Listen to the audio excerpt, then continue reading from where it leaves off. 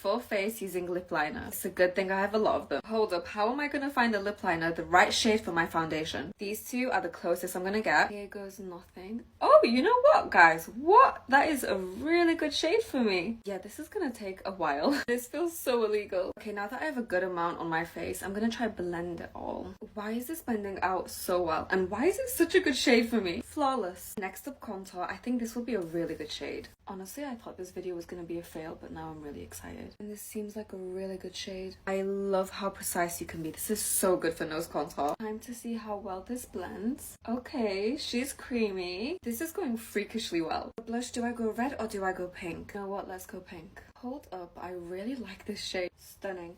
Stunning. I'm not gonna lie, concealer is going to be difficult. Hear me out. Mix the foundation shade with a white for like a brightening effect. Our foundation shade first, and then our white shade. I usually use two concealer shades anyway, so this is quite fitting. I'm so sorry, I'm running out of time. Head to part 2.